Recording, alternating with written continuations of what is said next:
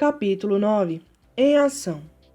Gostaria de poder dizer que adquirir riqueza foi fácil, mas não foi. Para responder à pergunta, como começo? Apresento o processo pelo qual passei dia a dia. É realmente fácil encontrar bons negócios, garanto isso. É como andar de bicicleta. Depois de algumas peripécias, vira um passeio. Mas quando se trata de dinheiro, a determinação para ultrapassar a fase das peripécias é uma decisão pessoal. Descobrir negócios únicos na vida de milhões de dólares exige que convoquemos nosso gênio financeiro. Acredito que em cada um de nós reside um gênio financeiro. O problema é que ele está adormecido, esperando ser despertado. Está adormecido porque nossa cultura nos educa para acreditar que o amor ao dinheiro é a raiz de todos os males. Ela nos incentiva a aprender uma profissão para que possamos trabalhar pelo dinheiro, mas não nos ensina a fazer o dinheiro trabalhar para nós. Ela nos ensina a não nos preocupar com o nosso futuro financeiro. O governo ou a empresa cuidarão de nós quando chegar o dia da aposentadoria. Contudo, são nossos filhos formados no mesmo sistema de ensino que acabarão pagando por ela. A mensagem é trabalhar arduamente, ganhar e gastar o dinheiro. E quando ele faltar, sempre poderemos tomar emprestado. Infelizmente, 90% do mundo ocidental aceita essa teoria, simplesmente porque é mais fácil encontrar um emprego e trabalhar pelo dinheiro. Se você não faz parte dessa massa, eu lhe mostrarei os 10 passos para despertar seu gênio financeiro. São simplesmente os passos que eu segui. Se quiser tentar alguns deles, ótimo. Se não, escolha os seus. Seu gênio financeiro é suficientemente esperto para desenvolver sua própria lista.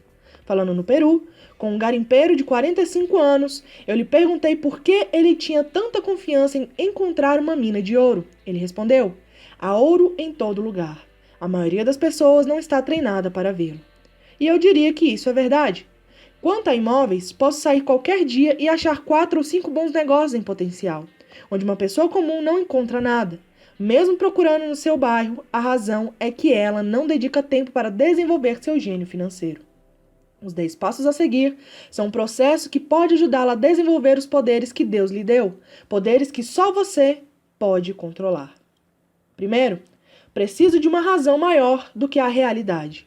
O poder do espírito. Se você perguntar à maioria das pessoas se elas desejariam ser ricas ou financeiramente independentes, elas responderão sim. Mas então caem na realidade. A estrada parece demasiadamente longa, com muitas montanhas a escalar. É mais fácil trabalhar pelo dinheiro e colocar o que sobra nas mãos do corretor. Certa vez, conheci um jovem que sonhava participar da equipe olímpica de natação dos Estados Unidos da América. Ela acordava todos os dias às 4 horas da manhã para treinar durante 3 horas antes de ir à faculdade. Ela não ia a festas com os amigos nas noites de sábado. Ela tinha que estudar para obter notas altas como todo mundo.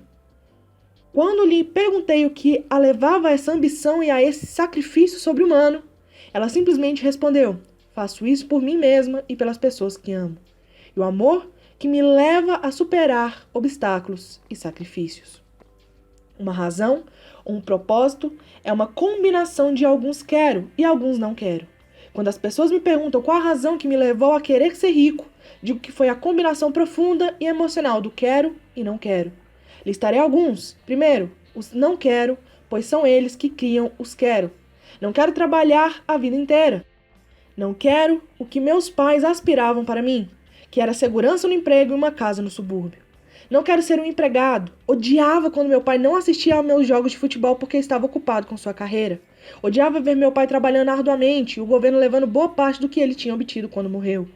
Ele não pôde nem mesmo deixar para os filhos aquilo pelo qual tinha trabalhado tanto. Os ricos não fazem isso. Eles trabalham arduamente e deixam um legado para seus filhos. Agora os quero. Quero ser livre para viajar por todo o mundo e viver o estilo de vida que eu gosto. Quero fazer isso ainda jovem. Quero ser simplesmente livre. Quero controlar meu tempo e minha vida.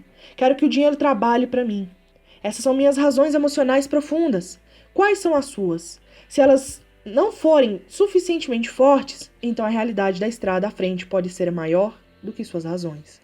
Perdi dinheiro e tive vários fracassos, mas foram essas razões emocionais que me mantiveram de pé e me fizeram prosseguir. Queria ser livre por volta dos 40 anos, mas precisei esperar até os 47, com muitas experiências de aprendizado ao longo do caminho. Como disse, gostaria de dizer que foi fácil, mas não foi. Mas também não foi duro. Sem uma forte razão ou propósito, aí sim, Qualquer coisa na vida é dura. Se você não tiver um forte motivo, não faz sentido continuar a leitura. Parecerá trabalho demais. Número 2. Escolho todos os dias. O poder da escolha. Esta é a principal razão pela qual as pessoas querem viver num país livre. Queremos o poder da escolha.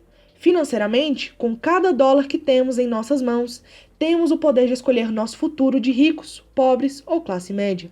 Nossos hábitos de despesa refletem quem somos nós. As pessoas pobres têm simplesmente maus hábitos de despesa. Uma vantagem que eu tive em criança foi a de que gostava de jogar banco imobiliário constantemente. Ninguém me disse que banco imobiliário era só para crianças, de modo que continuei jogando quando adulto. Também tinha pai rico que me mostrou a diferença entre um ativo e um passivo. Sendo assim, há muito tempo, quando ainda era garoto, escolhi ser rico e sabia que tudo o que eu tinha a fazer era adquirir ativos reais. Meu melhor amigo Mike tinha uma coluna de ativos que lhe fora dada, mas ele teve que optar por aprender a mantê-la. Muitas famílias ricas perdem os ativos na geração seguinte simplesmente porque não havia ninguém treinando para ser um bom guardião dos ativos. Muitas pessoas optam por não ser ricas. Para 90% da população, ser rico é confusão demais. Então inventam de dizer coisas como: não estou interessado em dinheiro, nunca serei rico, não preciso me preocupar, ainda sou jovem.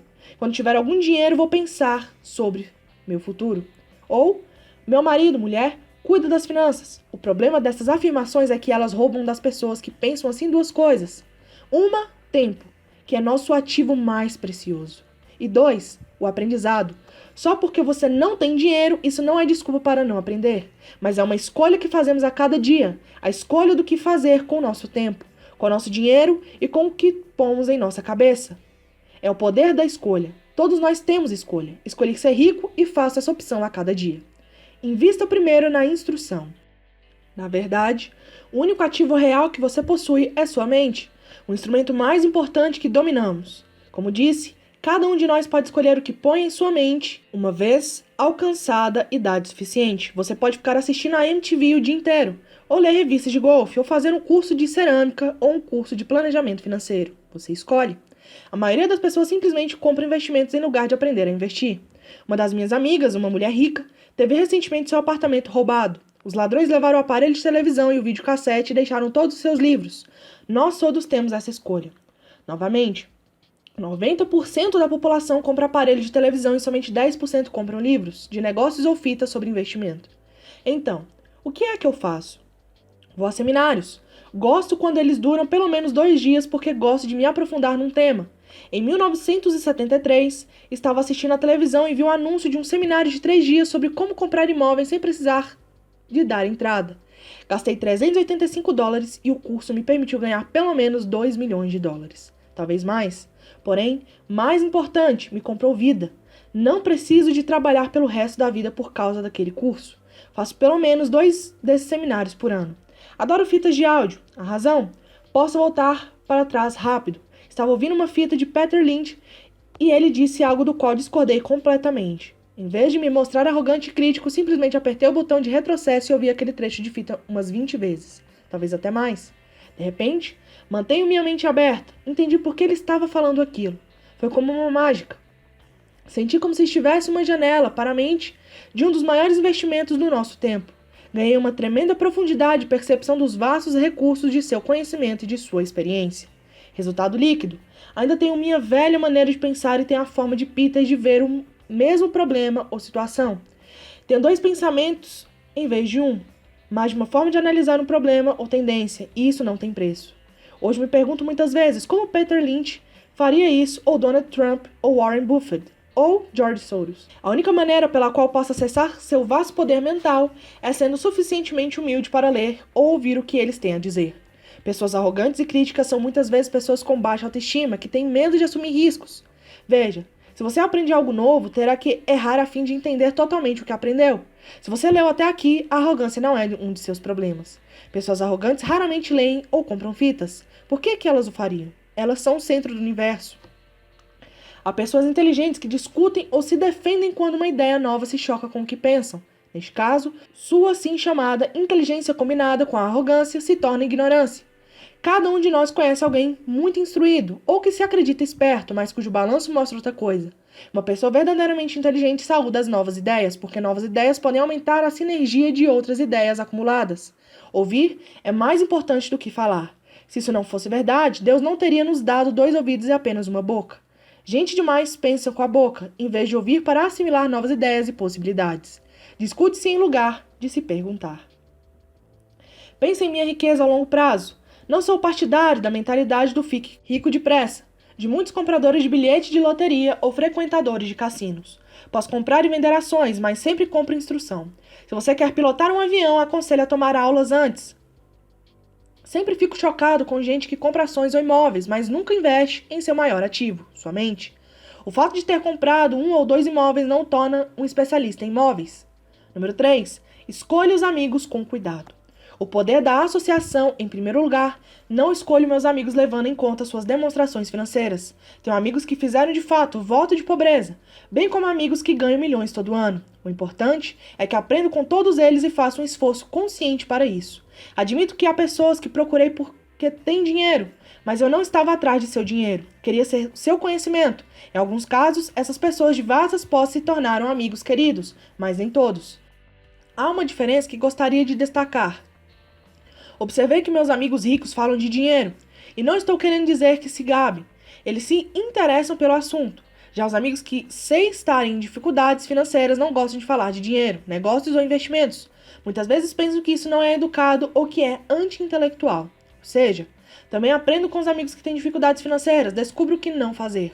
Tenho vários amigos que obtiveram mais de $1 bilhão durante suas breves vidas. 3 deles observam o mesmo fenômeno. Seus amigos que não têm dinheiro nunca lhe perguntaram como eles o conseguiram. Mas eles pedem 2 coisas, dinheiro emprestado e um emprego. Advertência.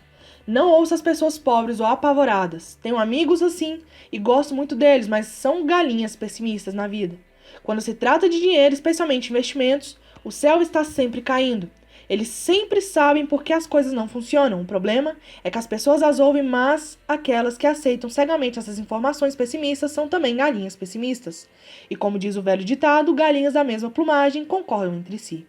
Se você assiste a CNBC, uma mina de ouro de informações sobre investimentos, sabe que eles apresentam frequentemente uma mesa redonda dos chamados especialistas. Um deles diz que o mercado está a ponto de desabar e o outro afirma que está em ascensão. Se você for esperto, ouvirá os dois. Mantenha sua mente aberta porque ambos têm razões válidas. Infelizmente, a maioria das pessoas ouve apenas as galinhas pessimistas. Alguns amigos próximos procuraram me fazer desistir de alguns negócios ou investimento. Alguns anos atrás, um amigo me contou que estava empolgado porque descobrira um certificado de depósito que rendia 6% ao ano. Contei então que estava ganhando 16% com títulos do governo estadual. No dia seguinte, ele me enviou um artigo que mostrava por que minha aplicação era perigosa. Há anos estou obtendo os 16% e ele continua com os 6%. Diria que o mais difícil quanto à formação de uma fortuna é ser fiel a si mesmo e estar disposto a não acompanhar a multidão. No mercado é muito comum que seja manada a chegar tarde e ser abatida. Se um grande negócio está nas manchetes, na maioria dos casos é tarde demais. Procure um negócio novo, como dizem os surfistas, sempre a outra onda. As pessoas que correm e pegam a onda tarde são em geral as que se dão mal. Investidores espertos não se afobam. Se perdem uma onda, esperam pela próxima e se preparam. Isso é difícil para a maioria dos investidores, porque comprar o que não é popular lhes parece apavorante. Os investidores tímidos gostam de acompanhar a multidão. Sua ganância os leva para aplicações somente quando os investidores sábios já oferiram seus lucros e se retiraram. Investidores sábios aplicam quando o negócio ainda não é popular. Eles sabem que seus ganhos são gerados quando compram e não quando vendem. Esperam pacientemente. Como já disse, eles não se afobam. Como surfista, eles se preparam para a próxima onda. Tudo é insider trading. Há formas de insider trading que são ilegais e outras que são legais, mas de qualquer forma é insider trading. A única distinção é quanto você está diante do por dentro. A razão pela qual você quer ter amigos ricos que estão por dentro é porque o dinheiro é ganho aí. É informação fabricada. Você quer saber quando haverá a próxima subida, entrar e sair antes da queda seguinte. Não estou dizendo para fazer nada ilegal, mas quanto mais cedo você souber, maiores são as chances do lucro com o risco mínimo. Para isso, existem os amigos, e isso é inteligência financeira. Número 4. Domine uma fórmula e então aprenda a outra. O poder do aprendizado rápido para fazer o pão, todo padeiro segue uma receita, mesmo que essa só exista em sua cabeça. O mesmo se pode dizer quanto a ganhar dinheiro. Por isso, na gíria, o dinheiro é muitas vezes chamado de massa. Muitos de nós já ouvimos a expressão: você é o que você come. Eu tenho uma variação: você se torna o que você estuda. Em outras palavras, seja cuidadoso com o que você estuda e aprende, porque sua mente é tão poderosa que você se torna aquilo que você põe em sua cabeça. Por exemplo, se você estuda culinária, você tende a ser cozinheiro. Se você não quer continuar sendo cozinheiro, precisa estudar outra coisa. Digamos, um professor. Depois de estudar para o magistério, você muitas vezes se torna professor. E assim por diante. Escolha cuidadosamente o que você estuda. Quando se trata de dinheiro, as massas têm uma fórmula básica aprendida na escola. E essa é: trabalhe pelo dinheiro. A fórmula que vejo predominar no mundo é que todos os dias milhões de pessoas acordam e vão trabalhar, ganham dinheiro, pagam contas, conferem seus talões de cheque, compram alguns fundos mútuos e voltam ao trabalho. Essa é a fórmula ou receita básica. Se você está cansado do que está fazendo ou se não ganha o suficiente, é simplesmente o momento de mudar a fórmula com a qual você ganha dinheiro. Quando eu tinha 26 anos, fiz um curso de fim de semana chamado Como Comprar Imóveis Executados Judicialmente. Aprendi a fórmula. O passo seguinte foi ter a disciplina para pôr em ação o que eu tinha aprendido. E aí que a maioria das pessoas para. Durante 3 anos, enquanto eu trabalhava na Xerox, passava minhas horas de folga aprendendo a arte de comprar imóveis executados. Ganhei vários milhões de dólares usando essa fórmula, mas hoje isso é muito lento e há muita gente que faz o mesmo. Então, depois de ter dominado a fórmula, eu passei a procurar outras fórmulas. Em muitos dos casos, não usei a fórmula direta à informação que obtive, mas sempre aprendi algo novo. Já fiz cursos destinados a corretores especializados em derivativos, um curso de negociação de opções de commodities e um curso sobre ciências do caos. Neste, estava fora de meu ambiente, em uma sala cheia de gente com doutorado em física nuclear e ciência espacial. Contudo, aprendi uma porção de coisas que tornaram meus investimentos em imóveis e ações mais significativos e lucrativos. Muitas instituições comunitárias de ensino superior têm cursos de planejamento financeiro e aquisição de investimento tradicionais. São lugares ótimos para se começar. Sempre procuro a fórmula mais rápida. É por isso que, com bastante regularidade, faço mais em um dia do que muitas pessoas fazem em toda a sua vida. Outra observação secundária: no mundo em rápida mudança de nossos dias, a questão não é tanto o que você sabe, porque com frequência o que você sabe está ultrapassado. É a rapidez com que você aprende. Essa habilidade não tem preço. Não tem preço para encontrar fórmulas, receitas, se preferir, mais rápidas de fazer dinheiro. Trabalhar arduamente pelo dinheiro é uma fórmula velha, nascida nos dias do homem das cavernas. Número 5. Pague a si mesmo primeiro. O poder da autodisciplina. Se você não pode se controlar, não tente ficar rico. Talvez fosse bom entrar para a marinha ou alguma ordem religiosa para aprender a se controlar. É a falta de autodisciplina que leva à falência muitos ganhadores de loteria pouco depois deles terem ganhado milhões. É a falta de autodisciplina que leva pessoas que acabaram de obter um aumento a comprar um carro novo ou fazer um cruzeiro. É difícil dizer qual dos 10 passos é o mais importante, mas de todos este é possivelmente o mais difícil de dominar, se já não for parte de sua personalidade. Eu arriscaria dizer que é a falta de autodisciplina que se constitui no fator número 1 a separar ricos, pobres e classe média. Dito de forma simples, pessoas que têm baixa autoestima e reduzida tolerância à pressão financeira não poderão nunca, e quero dizer isso mesmo, nunca, ser ricas. Como já disse, uma lição aprendida com o pai rico foi que o mundo vai bater em você. O mundo bate nas pessoas não porque as outras pessoas sejam ruins, mas porque os indivíduos não têm controle interno e disciplina. Quem não tem força interior muitas vezes se torna vítima daqueles que têm autodisciplina. Nos cursos para empreendedores onde leciono, lembro constantemente aos participantes que não devem focar seu produto, serviço ou atividade, mas o desenvolvimento de habilidades de gestão. As 3 habilidades de gestão mais importantes para se iniciar um negócio próprio são: número 1, gestão do fluxo de caixa; número 2, gestão de pessoal; número 3, gestão pessoal do tempo. Diria que essas habilidades de gestão se aplicam a qualquer coisa, não apenas a empreendedores. As 3 têm importância para a forma como você vive sua vida como indivíduo, ou como parte de sua família, um negócio, uma organização de caridade, uma cidade ou uma nação. Cada uma dessas habilidades é realçada pelo domínio da autodisciplina. Leva a sério o dito pague-se a si próprio em primeiro lugar. The Richest Man is Babylon, de George Clason, é onde encontrei a expressão pague-se a si próprio em primeiro lugar. O livro vendeu milhões de exemplares, mas embora milhões de pessoas repitam livremente essa afirmação poderosa, poucos seguem o conselho. Como disse, a alfabetização financeira nos permite ler os números e estes contam a história. Vendo a demonstração da renda e o balanço de uma pessoa, posso ver facilmente se a pessoa diz pague-se a si próprio em primeiro lugar, está praticando o que prega. Uma imagem vale mais que 1000 palavras. Comparemos então as demonstrações financeiras de pessoas que pagam a si mesmas em primeiro lugar e as que não o fazem. Pessoas que se pagam em primeiro lugar. Estude diagramas e observe se você pode notar algumas diferenças. Repito, tem a ver com o entendimento do fluxo de caixa que conta a história. Se você pode realmente começar a compreender o poder do fluxo de caixa, perceberá rapidamente o que há de errado com o diagrama seguinte. Ou seja, porque 90% das pessoas trabalham arduamente durante toda a vida e precisam de apoio do governo, a Seguridade Social, quando não podem mais trabalhar. Está vendo? O diagrama anterior reflete as ações de uma pessoa que opta por pagar a si mesmo. Em primeiro lugar, todo mês ela destina dinheiro para sua coluna de ativos antes de pagar as despesas mensais. Embora milhões de pessoas tenham lido o livro de Clason e entendido a expressão pague-se a si próprio em primeiro lugar, na verdade, elas o fazem em último lugar. Agora, posso ouvir as reclamações daqueles que acreditam sinceramente em pagar as contas primeiro.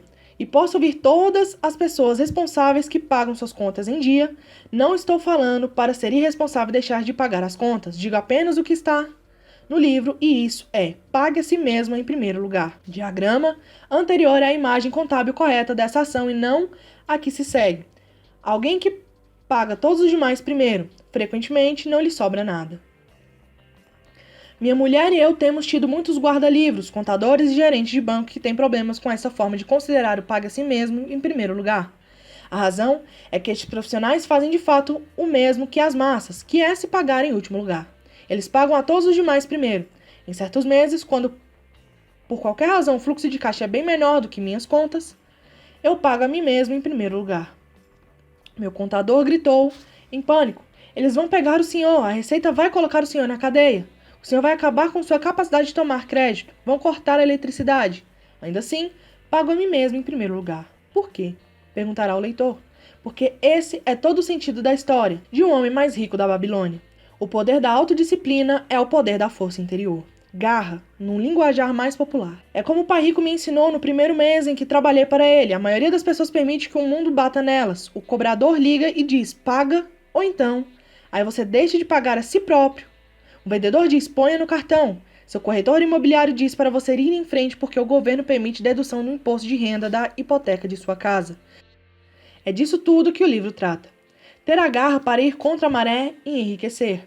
Você pode não ser fraco, mas quando se trata de dinheiro, muitos balançam.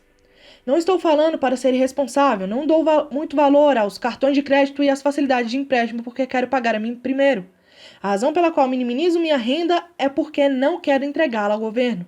É por isso, como sábios que assistiram ao meu vídeo, The Secrets of the Rich, que minha renda se origina em minha coluna de ativos por meio de uma sociedade anônima em Nevada. Se eu trabalhar pelo dinheiro, o governo o pega.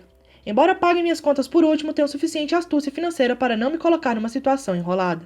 Não gosto de dívidas de consumo. Na verdade, tenho passivos que são mais altos do que os 99% da população, mas não pago por eles. Outros o fazem. Eles são chamados locatários. O principal, então, para se pagar a si próprio em primeiro lugar, é começar por não se endividar.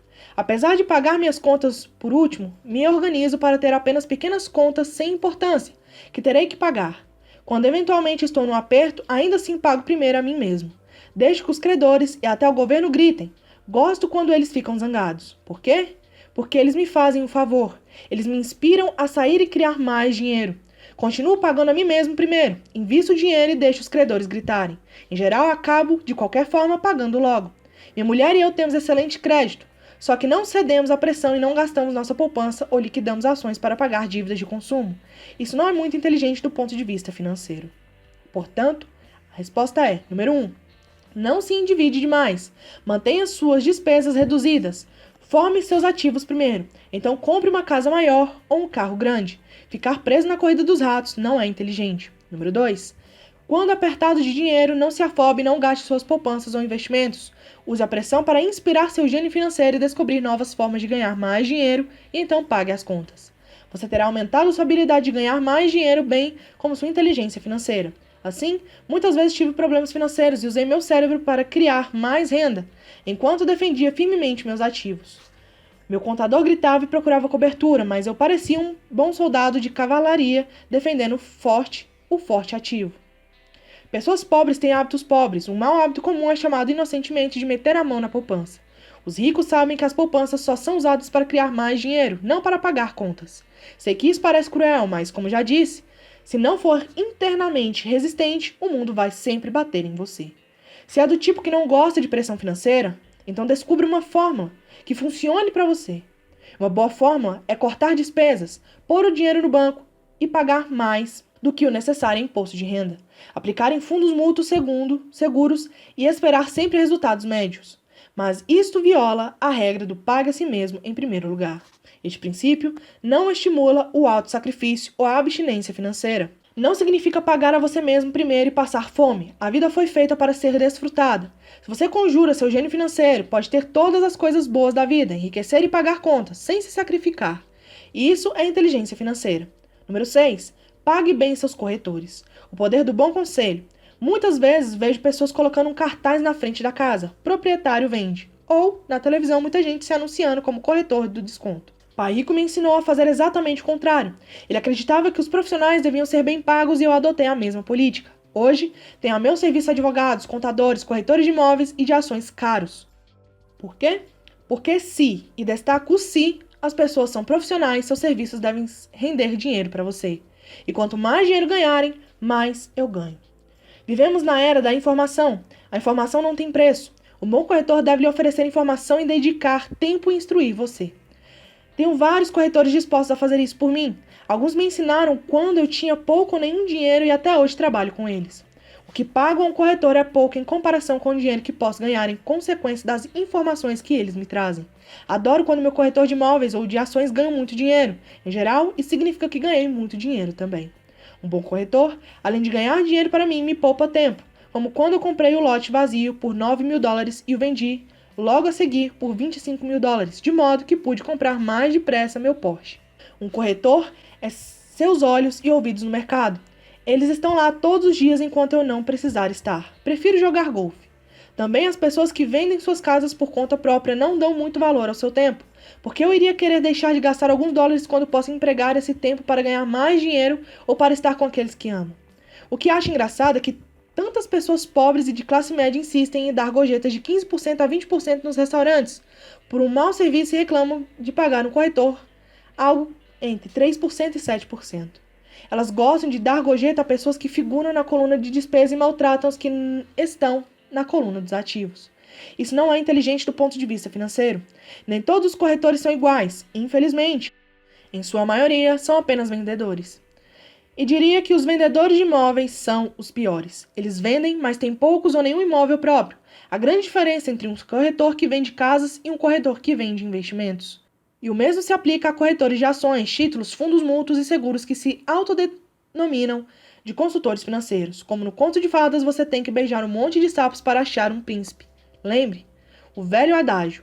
Nunca chame um vendedor de enciclopédia se você precisa de uma enciclopédia. Quando entrevisto algum profissional pago, procuro primeiro descobrir quantos imóveis ou ações possuem pessoalmente e qual a alíquota de imposto que pagam. Isso se aplica aos meus advogados tributaristas, bem como ao meu contador. Uma de minhas contadoras tem seu próprio negócio. Sua profissão é a contabilidade, mas seu negócio são os imóveis. Eu tinha um contador que tinha uma pequena empresa de contabilidade, mas não tinha qualquer imóvel. Mudei porque nós não gostávamos do mesmo negócio. Descubra um corretor que leve a sério seus interesses. Muitos corretores dedicarão seu tempo a instruí-lo, e eles podem ser o melhor ativo que você pode encontrar. Seja apenas justo e a maioria deles será justa com você. Se você só se preocupar em cortar suas comissões, então por que eles quererão estar com você? É uma lógica simples. Como disse anteriormente, uma das habilidades gerenciais é a administração de pessoas. Muitas pessoas só conseguem gerenciar pessoas que consideram inferiores a si próprias e sobre quem podem ter um poder, como subordinados em uma relação de trabalho. Muitos gerentes médios continuam nessa posição e não são promovidos porque sabem como trabalhar com pessoas que estão abaixo deles, mas não com as pessoas que estão acima. A verdadeira habilidade é administrar e pagar bem pessoas que são mais inteligentes do que você em alguma área técnica. É por isso que as grandes empresas têm conselhos administrativos. Você também precisa de um, e isso é inteligência financeira. Número 7. Seja um doador índio. Este é o poder de obter alguma coisa a troco de nada. Quando os primeiros colonizadores brancos chegaram aos Estados Unidos da América, eles ficaram espantados com a prática cultural de alguns índios americanos. Por exemplo, se um colono estava com frio, o índio lhe dava um cobertor, achando que fosse um presente. O colono frequentemente ficava ofendido quando o índio o pedia de volta. Os índios também ficavam perturbados quando constatavam que os colonos não queriam devolver o cobertor. É daí que se origina a expressão doador índio, um simples desentendimento cultural. No mundo da coluna de ativos, é vital para a riqueza ser um doador índio. A primeira pergunta do investidor sofisticado é: com que rapidez posso ter meu dinheiro de volta? Ele também quer saber o que poderá obter de graça, ou o que se chama uma participação nos lucros. É por isso que o retorno sobre o investimento é tão importante. Por exemplo, descobri um pequeno imóvel, a alguns quarteirões de onde moro, que estava sendo executado judicialmente. O banco estava pedindo $60 mil e eu apresentei uma oferta de $50 mil, que foi aceita, simplesmente porque estava acompanhada de um cheque à vista no valor de $50 mil. Verificaram que eu era sério. Muitos investidores perguntarão se eu não estava imobilizando muito dinheiro de uma vez. Não seria melhor hipotecá-lo? A resposta neste caso é não. Minha empresa de investimentos o aluga por temporada nos meses de inverno e obtém $2.500 ao mês durante 4 meses. Quando os pássaros da neve procuram Arizona. Fora de temporada de férias, seu aluguel é de apenas $1.000 mensais. Em cerca de 3 anos consegui meu dinheiro de volta. Agora sou proprietário deste ativo, que gera dinheiro para mim todos os meses. O mesmo se aplica às ações. Frequentemente, meu corretor liga e sugere que eu aplique uma considerável quantia em ações de alguma empresa que, segundo ele, está a ponto de fazer alguma coisa que aumentará o valor delas, como lançar um produto novo. Então, durante uma semana ou um mês, aplico meu dinheiro nessas ações, enquanto seus preços sobem. Depois, tiro aquela soma inicial e paro de me preocupar com as flutuações do mercado, porque tenho de volta meu dinheiro inicial e agora sou dono de um ativo que tecnicamente me saiu de graça. Sem dúvida, em muitas ocasiões perdi dinheiro, mas somente jogo com dinheiro que posso perder. Diria que na média de 10 investimentos faço uns 2 ou 3 gols de placa. 5 ou 6 não são lá essas coisas e perco em 2 ou 3, mas limito minhas perdas ao dinheiro que apliquei neles naquele momento. As pessoas que odeiam o risco põem seu dinheiro no banco. E, no longo prazo, qualquer poupança é melhor do que nenhuma poupança. Mas leva muito tempo para você recuperar seu dinheiro. E, em muitos casos, você não leva nada de graça. Eles costumavam dar torradeiras, mas atualmente isso está ficando mais raro. Em todos os meus investimentos precisa haver algo mais, algo de graça. Um imóvel, um lote de terreno, uma casa, ações, escritórios. E o risco deve ser limitado ou deve ser uma ideia de baixo risco. Há livros inteiros que tratam deste assunto de modo que não me estenderei aqui. Ray Kroc, do McDonald's, vendia franquias de hambúrgueres não porque gostasse do sanduíche, mas porque queria os terrenos das franquias de graça. Investidores sábios devem dar mais atenção ao retorno sobre o investimento. São os ativos que você obtém de graça depois que você recebe seu dinheiro de volta. Isso é inteligência financeira. Número 8. Ativos. Compram supérfluos. O poder do foco. O filho de um amigo estava desenvolvendo um hábito desagradável de gastar demais. Aos 16 anos, naturalmente desejava ter seu carro. A desculpa? Os pais de todos os seus amigos tinham comprado um carro para o filho. O garoto queria pegar suas poupanças e dar a entrada para o carro. Foi aí que o pai me procurou. Você acha que devo fazer o que ele quer ou deveria fazer como os outros pais e dar um carro para ele? Minha resposta? A curto prazo pode ser bom, mas o que você lhe terá ensinado a longo prazo? Você não pode usar seu desejo de ter um carro e incentivar seu filho a aprender alguma coisa. De repente, se acendeu uma luz e ele foi correndo para casa. 2 meses depois voltei a encontrar meu amigo. Seu filho já está com carro? Perguntei. Não, mas lhe dei $3 mil para comprar o carro. Falei para ele usar meu dinheiro em lugar do seu dinheiro, reservado para a universidade. Você foi bastante generoso, respondi. Nem tanto, o dinheiro veio acompanhado de uma condição. Segui sua orientação para usar seu desejo por um carro como incentivo para que aprendesse alguma coisa. E qual foi a condição? Perguntei. Bom, primeiro voltamos a jogar seu cash flow. Jogamos e tivemos uma longa discussão sobre o uso sábio do dinheiro. Fiz para ele uma assinatura no Wall Street Journal e comprei alguns livros sobre mercado de ações. E daí? Indaguei o que fez. Falei que os $3 mil eram dele, mas que ele não poderia comprar o carro direto. Ele deveria usar o dinheiro para comprar e vender ações, achar seu próprio corretor. E quando tivesse ganho $6 mil, metade ele poderia usar para comprar o carro e o resto devia colocar na poupança para pagar a faculdade. E o resultado? Continuei. Bem, teve sorte nos primeiros negócios, mas daí a pouco perdeu tudo. Então começou a ficar interessado de verdade. Hoje ainda lhe faltam uns $2 mil e está mais interessado ainda. Leu todos os livros que dei e pegou outros na biblioteca. lê avidamente o Wall Street Journal, acompanhando os indicadores e assiste a CNBC, em vez da MTV, e está aprendendo muito. Ele sabe que se perder dinheiro vai ter que andar a pé mais uns 2 anos, mas não está muito preocupado, já nem liga tanto para o carro porque encontrou algo mais divertido para fazer. E se ele perder todo o dinheiro? Perguntei. Aí vamos ver. Prefiro que ele perca tudo agora do que ter que esperar chegar à nossa idade para se arriscar e perder tudo. E além do mais, esses são os melhores $3.000 que gastei com sua educação. O que está aprendendo vai lhe servir toda a vida e ele parece estar adquirindo mais respeito pelo poder do dinheiro. Acho que parou de torrá-lo. Como já falei na sessão, pague a si mesmo em primeiro lugar. Se uma pessoa não domina o poder da autodisciplina, é melhor nem tentar ficar rico. Embora o processo de gerar fluxo de caixa a partir da coluna de ativos seja fácil, é a fortaleza mental de direcionar o dinheiro que é difícil. Devido às tentações externas, é mais cômodo neste mundo de consumismo torrar o dinheiro na coluna das despesas. A falta de fortaleza mental leva a permitir que o dinheiro flua pelos caminhos de menor resistência. Darei um exemplo numérico de inteligência financeira, especificamente a capacidade de usar dinheiro para ganhar mais dinheiro. Se eu der a 100 pessoas $10.000 no início do ano, acho que ao fim do ano, 80 não terão mais nada. De fato, elas terão aumentado seu endividamento usando dinheiro para dar entrada na compra de carro novo, geladeira, televisor, gravador de vídeo ou em viagem de férias. 16 terão aumentado esses $10.000 em torno de 5% e 10%. 4 terão aumentado a soma para $20.000, ou para alguns milhões. Estudamos para aprender uma profissão de modo a aprender a trabalhar pelo dinheiro. Na minha opinião, é também importante aprender a fazer o dinheiro trabalhar para nós. Gosto de meus supérfluos, tanto quanto qualquer outro ser humano. A diferença é que algumas pessoas compram seus supérfluos em prestações. É a armadilha de querer imitar o vizinho. Quando eu quis comprar um Porsche, o caminho mais fácil era procurar o gerente do banco e conseguir um financiamento. Em lugar de me preocupar com a coluna do passivo, decidi me concentrar na coluna dos ativos. Como de hábito, empreguei meu desejo de consumir para me inspirar e motivar meu gênio financeiro a investir. Constantemente nos preocupamos em obter as coisas que desejamos em vez de nos concentrarmos em criar dinheiro. É mais fácil no curto prazo, porém mais duro no longo prazo. É um mau hábito em que incorremos como indivíduos e como nação. Lembre, o caminho mais fácil muitas vezes se transforma no mais áspero e o caminho árduo muitas vezes se torna suave. Quanto mais cedo você se disciplinar e aqueles que ama para dominar o dinheiro, tanto melhor. O dinheiro é uma força poderosa. Infelizmente, as pessoas usam esse poder contra elas mesmas. Se sua inteligência financeira for pouco, o dinheiro escorrerá de suas mãos. Será mais esperto que você. Se o dinheiro for mais esperto, você trabalhará toda a sua vida. Para ser o senhor do dinheiro, você precisa ser mais esperto do que ele. Então o dinheiro fará o que você mandar. Ele lhe obedecerá. Em vez de ser escravo, você será o senhor. Isso é inteligência financeira. Número 9. A necessidade de heróis. O poder do mito. Quando eu era garota, admirava profundamente Willie Mays, Hank Aaron e Yogi Berra.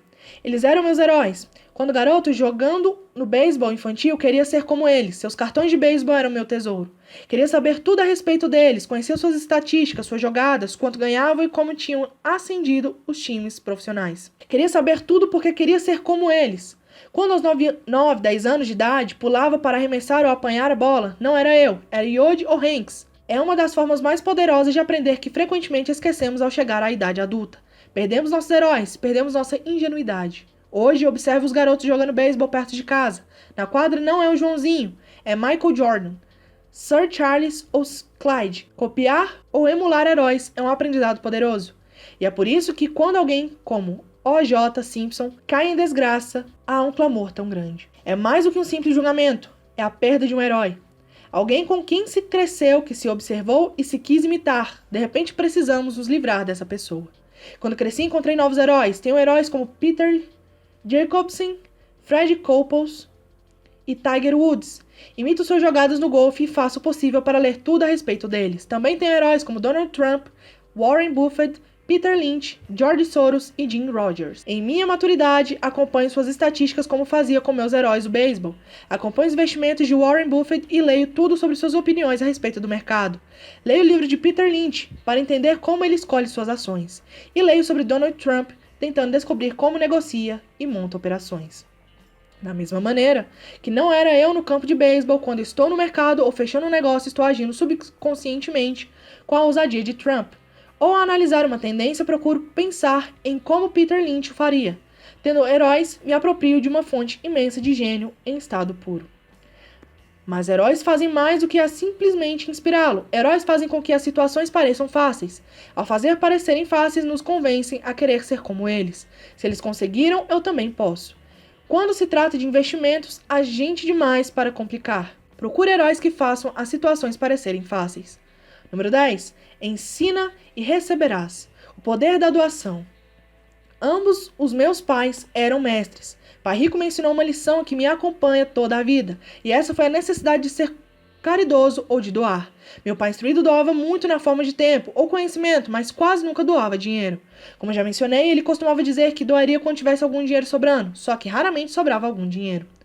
Pai Rico doava tanto dinheiro quanto ensinamentos. Ele acreditava firmemente na troca. Se você deseja algo, primeiro você precisa dar, dizia sempre. Quando tinha pouco dinheiro, ele simplesmente doava dinheiro à igreja ou a alguma instituição de caridade. Se eu tivesse de pensar, apenas uma única ideia para o leitor seria esta. Sempre que você sentir falta ou escassez de alguma coisa, doe antes o que você quer e isso retornará para você aos montes. Isso é verdadeiro para dinheiro, sorrisos, amor, amizade. Sei que muitas vezes isso é a última coisa que se deseja fazer, mas para mim sempre funcionou. Apenas confio em que o princípio da reciprocidade funciona e do que desejo. Se quero dinheiro, dou dinheiro e ele volta multiplicado. Se desejo vendas, ajudo alguém a vender e as vendas aparecem para mim. Se desejo contatos, ajudo alguém a obter contatos. E como num passe de mágica, os contatos vêm para mim. Há muitos anos ouvi algo assim: Deus não precisa receber, mas os homens precisam doar. Pai Rico dizia com frequência: os pobres são mais gananciosos do que os ricos. Ele então explicava que se uma pessoa era rica, essa pessoa oferecia algo que os outros desejavam. Ao longo de minha vida, em todos estes anos, sempre que senti necessidade de dinheiro ou de auxílio, procurava no fundo de meu coração o que eu queria e decidia doá-lo antes. Ao fazê-lo, o que eu doava sempre retornava para mim. Isso me lembra a história do cara sentado com lenha nos braços numa noite gelada, e ele gritava para a lareira à sua frente: quando você me esquentar um pouco, eu ponho um pouco de lenha dentro de você.